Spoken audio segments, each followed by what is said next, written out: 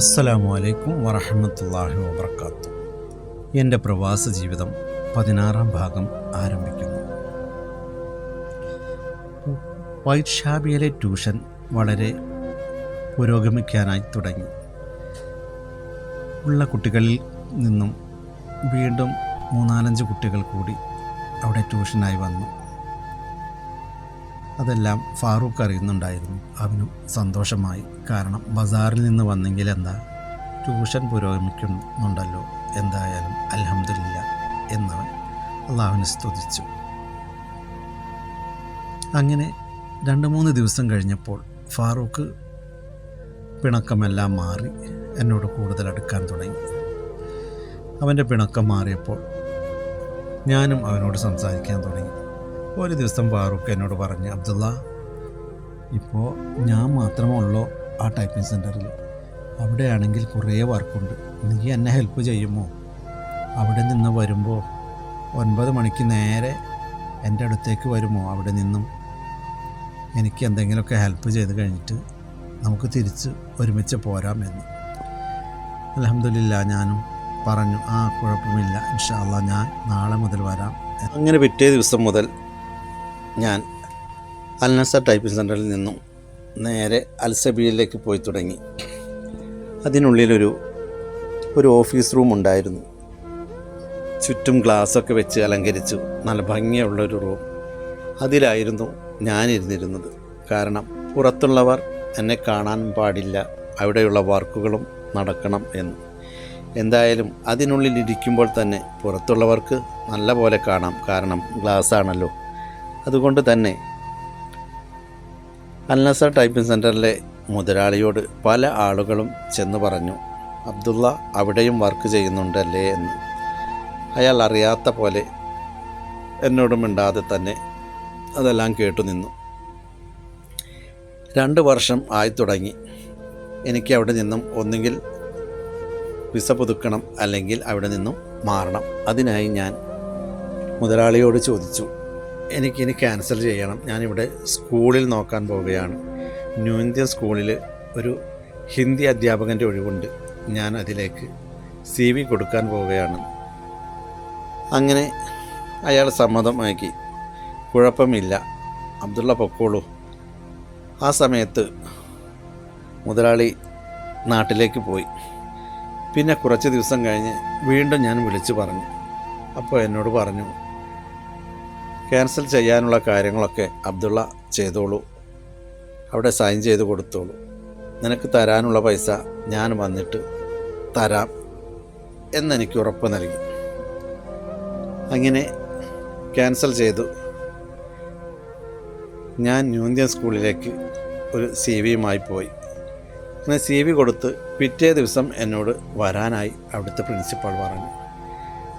പിറ്റേ ദിവസം ഞാൻ 6-ാം ക്ലാസ്സിലെ അധ്യാപകനായി അവിടെ ജോലി ചെയ്യാനുള്ള ഇൻ്റർവ്യൂവിനായി തയ്യാറായി. ഞാൻ ചെന്നപാടെ 3-ാം ക്ലാസ്സിലെ ഒരു ഹിന്ദി ബുക്ക് എൻ്റെ കയ്യിലൊരു ടീച്ചർ കൊണ്ടുവന്ന് തന്നു. ഞാനത് തുറന്നു നോക്കിയപ്പോൾ, സാധാരണ ഞാൻ ട്യൂഷൻ എടുക്കുന്ന വിഷയമാണ്, അതുകൊണ്ട് എനിക്കത് ബുദ്ധിമുട്ടായൊന്നും തോന്നില്ല. 1 മണിക്കൂർ സമയം തരാം, ഇവിടെ ഇരുന്ന് നോക്കിക്കോളൂ എന്ന് അവർ പറഞ്ഞു. ഞാൻ പറഞ്ഞു, വേണ്ട, ഒരു 10 മിനിറ്റ് സമയത്തിനുള്ളിൽ തന്നെ എന്നെ വിളിച്ചോളൂ, ഇതൊക്കെ എനിക്ക് അറിയുന്നതാണ് എന്ന്. അത് കേട്ടപ്പോൾ ആ ടീച്ചർ പ്രിൻസിപ്പളിനോട് ചെന്ന് പറഞ്ഞു. പ്രിൻസിപ്പൾ വീണ്ടും ഒരു 6-ാം ക്ലാസ്സിലെ ബുക്ക് കൊടുത്തയച്ചു. 6-ാം ക്ലാസ്സിലെ ബുക്ക് തുറന്നു നോക്കിയപ്പോഴും എനിക്ക് കുഴപ്പമില്ല, ഞാൻ പഠിപ്പിക്കുന്ന വിഷയം തന്നെയാണ്. അതുകൊണ്ട് ഞാൻ പറഞ്ഞു, ഇതും ബുദ്ധിമുട്ടൊന്നുമില്ല, കൂടുതലൊന്നും സമയം കളയണ്ട, വേഗം തന്നെ ക്ലാസ് തയ്യാറാക്കി എന്നെ വിളിക്കൂ പ്ലീസ് എന്നും ഞാൻ പറഞ്ഞു. അങ്ങനെ അരമണിക്കൂറിനുള്ളിൽ തന്നെ ക്ലാസ് എല്ലാം സെറ്റാക്കി അവിടെ ഒരു 45 കുട്ടികളെ ഇരുത്തി. അതും 6-ാം ക്ലാസ്സിലെ കുട്ടികളായിരുന്നില്ല, 9-ാം ക്ലാസ്സിലെ കുട്ടികളും 10-ാം ക്ലാസ്സിലെ കുട്ടികളൊക്കെ ആയിരുന്നു ഇടകലർത്തി ഇരുത്തിയിരുന്നത്. ആൺകുട്ടികളുമുണ്ട്, പെൺകുട്ടികളുമുണ്ട്. എന്തായാലും എല്ലാ ടീച്ചേഴ്സും നിരന്നു. എൻ്റെ മനസ്സിൽ ആദ്യമായാണ് ഗൾഫിൽ ഒരു ഇൻ്റർവ്യൂവിന് പോകുന്നതും, അതും ഒരു ടീച്ചർ വേക്കൻസി. അതുകൊണ്ട് ഞാൻ കരുതി, സിനിമയിലൊക്കെ ഒരു അധ്യാപകനായി ദിലീപിന് വേഷം കിട്ടുകയാണെങ്കിൽ എങ്ങനെയായിരിക്കും ദിലീപിൻ്റെ ആ അഭിനയമെന്ന്. അതുപോലെ ഒന്ന് അഭിനയിക്കാം, ഒരു നാണവും വിചാരിക്കേണ്ട എന്ന് കരുതി ഞാൻ അതുപോലെയൊക്കെ തന്നെ ക്ലാസ്സിലേക്ക് ചെന്നു. ഗുഡ് മോർണിംഗ് പറഞ്ഞു. കുട്ടികളെല്ലാം എഴുന്നേറ്റ് നിന്നു. അവരോട് ഇരിക്കാനായി പറഞ്ഞു. പിന്നെ ബോർഡിൽ ഒരു പാഠത്തിൻ്റെ ഹെഡിങ് എഴുതി കൊടുത്തു. അങ്ങനെ സാമാന്യ വർത്തമാനകാലത്തെക്കുറിച്ച് ഞാൻ ചോദിച്ചു. ആദ്യം തന്നെ ചോദിച്ച കുട്ടി 9ാം ക്ലാസ്സുകാരിയായിരുന്നു. ആ കുട്ടി പറഞ്ഞു, ഞാൻ ഹിന്ദിയല്ല, ഞാൻ ഉറുദുവാണ് എന്ന്. എനിക്ക് മനസ്സിലായി എന്നെ പരീക്ഷിക്കാൻ വേണ്ടി കൊണ്ടുവന്നിരുത്തിയതാണ് കുറേ കുട്ടികളെ എന്ന്. ടീച്ചേഴ്സും എല്ലാവരുമുണ്ട്, പ്രിൻസിപ്പാൾ മാത്രമില്ല. എന്തായാലും സാമാന്യ വർത്തമാനകാലം എന്ത് എന്നാണ് എൻ്റെ ക്വസ്റ്റ്യൻ.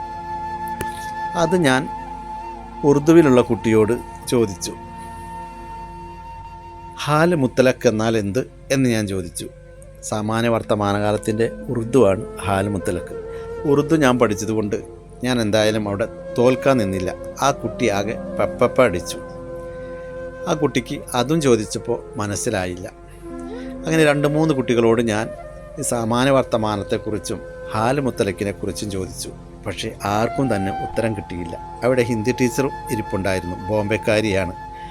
ഞാൻ ഹിന്ദിയിൽ തന്നെ സംസാരിച്ചു. ഞാൻ പറഞ്ഞു, ആദ്യം തന്നെ കുട്ടികൾക്ക് ചെറിയ ചെറിയ ഗ്രാമർ പഠിക്കണം. പഠിച്ചതിന് ശേഷം മാത്രമേ മറ്റു കാര്യങ്ങളൊക്കെ പഠിപ്പിക്കാൻ പറ്റൂ.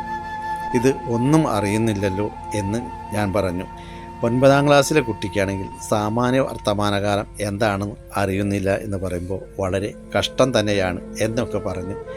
ഞാൻ നല്ല പോലെ ഒരു പാരഗ്രാഫ് വായിച്ചു കൊടുത്തു, അതിനർത്ഥങ്ങൾ പറഞ്ഞു കൊടുത്തു, അതിലെ ചോദ്യോത്തരങ്ങൾ പറഞ്ഞു കൊടുത്തു. അങ്ങനെ അടിച്ചു പൊളിച്ച് ഞാൻ ക്ലാസ് എടുത്തു. കുറച്ച് കഴിഞ്ഞപ്പോൾ അവർ പറഞ്ഞു, ഓക്കെ ഇനി സാറിന് പോകാമെന്ന്. അങ്ങനെ ഞാൻ അവിടെ ചെന്നിരുന്നു. ഒരു 10 മിനിറ്റിന് ശേഷം എന്നെ പ്രിൻസിപ്പൾ റൂമിലേക്ക് വിളിപ്പിച്ചു. എന്നോട് പറഞ്ഞു, ഒരു പുതിയ അധ്യാപകൻ്റെ പരിചയമല്ല, നിങ്ങൾക്ക് ഒരുപാട് എക്സ്പീരിയൻസ് ഉള്ള ഒരാളായിട്ട് തന്നെ അവിടെ തോന്നി എല്ലാവർക്കും. എല്ലാ ടീച്ചേഴ്സും നിങ്ങൾക്ക് നല്ല മാർക്ക് ഇട്ടിട്ടുണ്ട്. 100ൽ 90 മാർക്ക് നിങ്ങൾക്കുണ്ട്. എന്തായാലും 10 മാർക്ക് നിങ്ങൾക്ക് കുറച്ചത് ഒരു ഹിന്ദി ടീച്ചർ തന്നെയാണ്, ബോംബെക്കാരി. എനിക്ക് കാര്യം മനസ്സിലായി. കാരണം ടീച്ചർക്ക് ഒരുപാട് പൊള്ളിയിട്ടുണ്ടാവും. കാരണം ടീച്ചറെ ഞാനൊന്ന് പരീക്ഷിച്ചല്ലോ.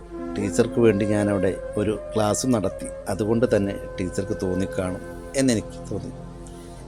അങ്ങനെ പ്രിൻസിപ്പാൾ എന്നോട് പറഞ്ഞു, നാളെ മുതൽ സാറ് വന്നോളൂ, നാളെ ജോയിൻ ചെയ്യാമെന്ന്. അങ്ങനെ ഞാൻ സന്തോഷമായി റൂമിലെത്തി. ഫാറൂഖിനോട് കാര്യങ്ങളെല്ലാം പറഞ്ഞു. പക്ഷേ ഫാറൂഖ് അത് വിശ്വസിച്ചില്ല. ഞാൻ തമാശയ്ക്ക് വേണ്ടിയാണ് പറയുന്നതെന്ന് കരുതി. തൊട്ടടുത്ത സ്പ്രേ കട നടത്തിയിരുന്ന ജിയാസിനോട് ഞാൻ പറഞ്ഞു, ജിയാസേ, ഞാൻ നാളെ മുതൽ ക്ലാസ്സിന് പോവുകയാണ്. നാളെ എൻ്റെ സർട്ടിഫിക്കറ്റ് എല്ലാം കൊണ്ടുപോകണം. ഇന്നലെ ഇൻ്റർവ്യൂ കഴിഞ്ഞു, ഞാൻ ഇൻ്റർവ്യൂവിൽ പാസ്സായി എന്ന്. അങ്ങനെ ഹാപ്പിയായി ഞാൻ. അടുത്ത ഭാഗം ഇൻഷാ അല്ലാഹ് അടുത്ത വീഡിയോയിൽ കാണാം. വീഡിയോ ഇഷ്ടപ്പെട്ടാൽ ലൈക്ക് ചെയ്യാനും കമൻറ്റ് ചെയ്യാനും സബ്സ്ക്രൈബ് ചെയ്യാനും മറക്കണ്ട. ഷെയർ ചെയ്യാൻ മറക്കല്ലേ. മാത്രമല്ല ഏറ്റവും കൂടുതൽ കമൻറ്റ് ചെയ്യുന്നവർക്ക് സമ്മാനവും ഞാൻ പ്രഖ്യാപിച്ചിട്ടുണ്ട്. ഇതിനായി എല്ലാവരും പരിശ്രമിച്ചോളൂ. ഓക്കേ.